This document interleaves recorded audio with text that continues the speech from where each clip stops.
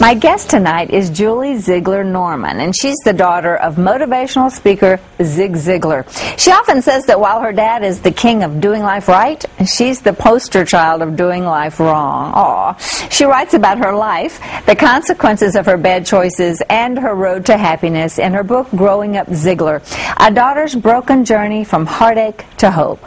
Julie, it's such a pleasure to have you. Welcome to Significant Insights. Thank you, Shirley. I'm just delighted to be here. Oh, I've been looking forward to meeting you, and I just love your dad. I've had several opportunities to be with him. He probably wouldn't remember me, but he's just quite a gentleman, and I was honored to get to meet him, and I'm honored to have you on the show tonight. Thank you. It's really neat to have you. Now, your dad, of course, is a naturally positive person, but you didn't always share that positive outlook, did you? No, I did not. How does that happen? Well, it wears on you after a while, especially when you're having a hard time and you're keeping it a secret, you know, from your parents. Then it gets pretty tough.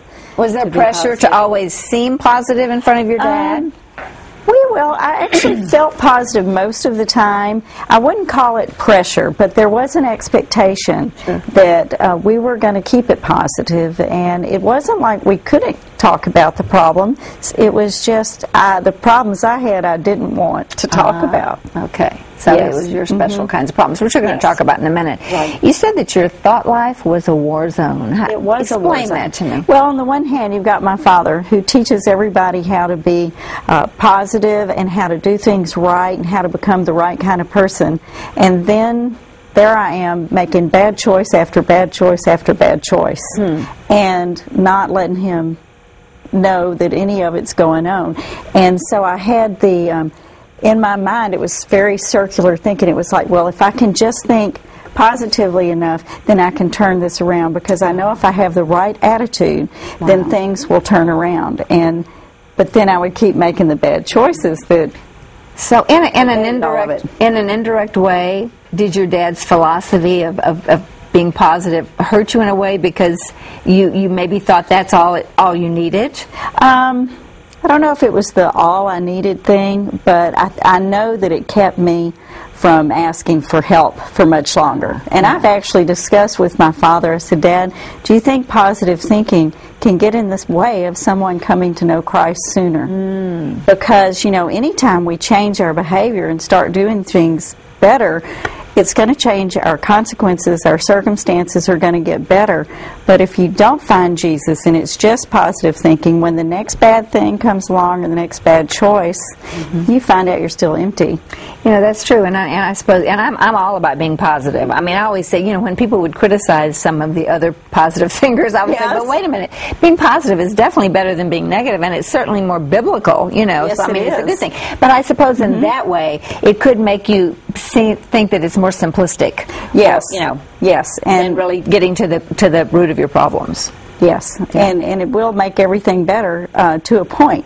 And then, without Jesus, you really don't have the power you need to change things. You know, I'm really glad you brought that in, because I personally think that that's one of the missing links, if you will, of the positive teachers. Is Jesus is really the key, and without him, we can be as positive as we want. You know, it's not going to get the job done. But you said the only thing that you were really positive about, that you were positively miserable. I was miserable. Would you explain that a little bit about your life? Well, when I became a teenager and Daddy moved us from South Carolina to Dallas when I was 13, which was a pretty rough age to be moved. I was well established in school, on student council, had lifelong friends. I also didn't get to bring my horse, which was the love of my life. He was too old to make the trip. So I lost what I loved most, which was the horse, and I arrived to Dallas to be ridiculed about my southern accent. Oh, my. And the clothes I wore were very hick-looking compared to the miniskirts. And unfortunately, a little football player got a crush on me, and his little ex-girlfriend started a false rumor about me that took such hold that none of the good kids would have anything to do with me. Oh, my goodness. So I was ostracized, and boy, I wanted to belong and fit in, and I did whatever that took and got involved with the wrong crowd. Yeah, pretty simply. And the rest is history, they say. So actually, this little snitchy little girl who was jealous, you know, Yes. made it worse for you. I mean, it would have been bad enough already, but she told bad tales about you. Yes. And so then, because you were ostracized by the good kids, you know, and this is so typical of teenagers, they have to fit in. Yes. So if they have to pick a gang or the wrong crowd, tell me about some of the mistakes. Let's talk about some of the mistakes you made hanging with this crowd. Yes. Well, and I don't even think this is in my book, but I'm sure willing to share it. I didn't understand many of the things they were talking about when I agreed to be initiated into their group. Really? And part of that initiation was I had to give up my virginity. I wasn't even 14 years old yet. Oh, my I didn't truly understand what it was. But ultimately, I earned the bad reputation I'd been given. And it was just a sad thing. And my parents, of course, did not have a clue that I was struggling with any of this, because I was so careful to keep all that stuff just outside of the home. I was a very responsible kid. I made good grades. I never broke curfew. I'm telling parents they should really watch their children who are the most compliant, the closest sometimes. Sometimes, that's true. Because I worked so hard to cover up what I was doing by being so good in other areas. So you were running with this bad crowd. You were just a kid. You said that you made a lot of bad choices and you made a lot of mistakes from 13 to 30. What were some of those mistakes? I kept dating older and older men until ultimately when I was 18, I married a guy twice my age, a horse trader. He was 36. My parents, of course, were not for that and tried to keep it from happening, but I had secretly lived with him while I was in college, and I knew I wasn't supposed to do that. By then, Daddy was a Christian, and he made it clear that we weren't to do that. He wasn't a Christian when I was growing up, though, Shirley. And that's interesting. Yes. That you know he was positive, but didn't really know the Lord. Right, he did not. He had a history of going to church with his mom, but he didn't personally know Jesus, so he didn't make sure that we got that teaching. And when he taught my brother, who was 10 years younger, my brother had an entirely different set of understanding about morals and what God expects than we did. But I just got out there and I married this older man, and 3 years later I ended up divorced. He became physically abusive, and my dad had always said, if you ever get married, there are only two reasons you can come home. And the first is if your husband or your spouse becomes a habitual adulterer, and the second is if they ever beat you. And I came home on both counts. So you came home, and there you were, back in that home again. Back there, and then I used alcohol. The first time I ever drank, Shirley, I was 14, and I got blackout drunk. Don't know how I got in the house without them figuring it out, but I did. And I found out later that's not an uncommon thing to happen to someone who ultimately becomes an alcoholic with their drinking. But it took me many years to figure out I had a problem with it.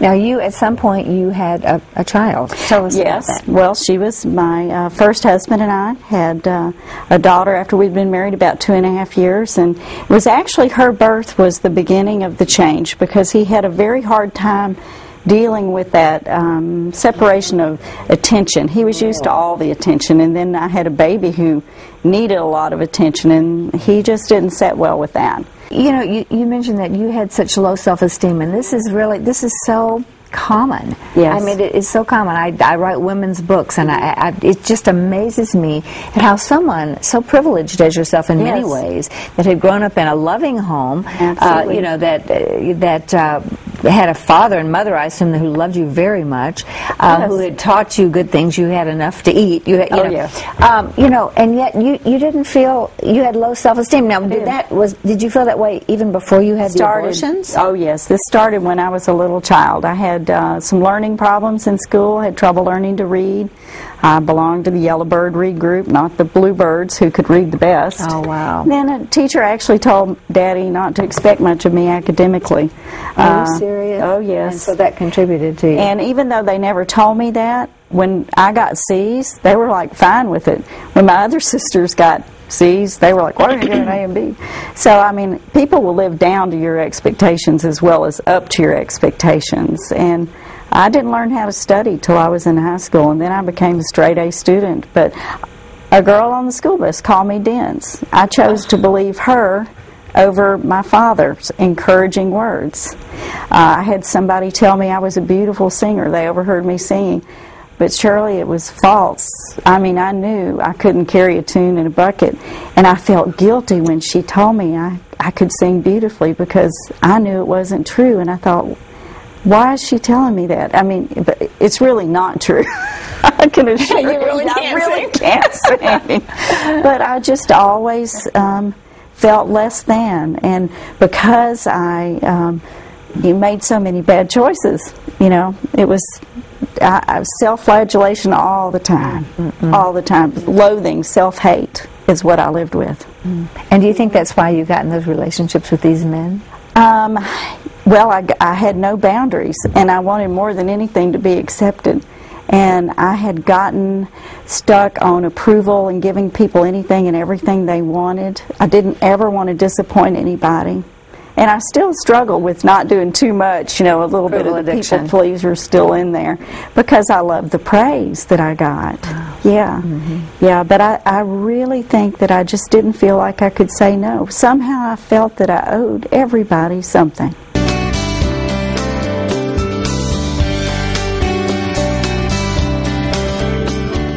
Well, welcome back. I'm here with Julie Ziglar Norman, and she's written a wonderful book called Growing Up Ziglar. I can only imagine.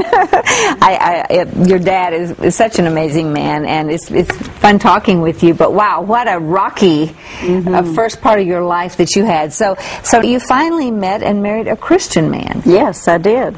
And when I met him, I knew immediately he was the man I wanted to marry. I'd been single 7 years. Okay. And when we had our first date, I didn't date anybody else. 6 weeks later, we were engaged, and 6 weeks after that, we were married.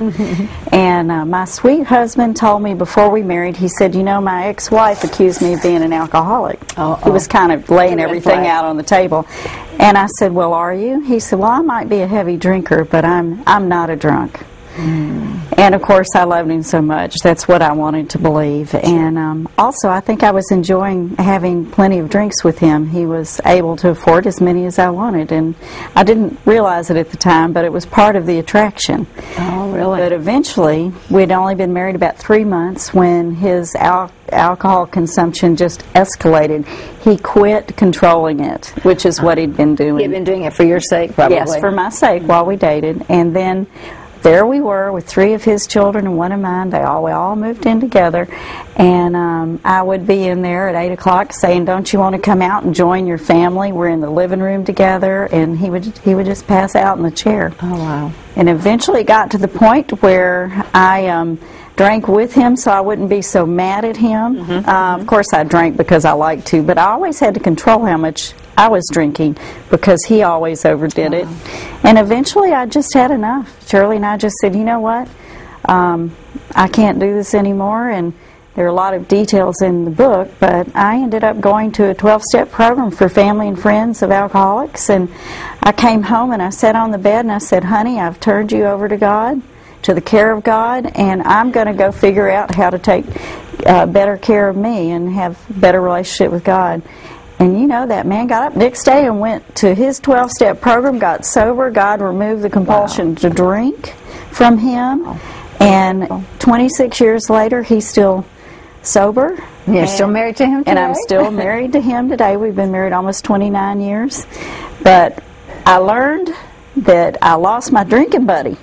I went to the other group and I worked my steps, and I found out through working the 4th and 5th step in that program for friends and family that every time I had something I was ashamed of, the words "and I was drunk" were included. Oh, wow. And that's when I got the idea. God finally showed me I had my own drinking problem, and I got involved in my own 12-step recovery group. And you learned an important lesson, that it is important to take action.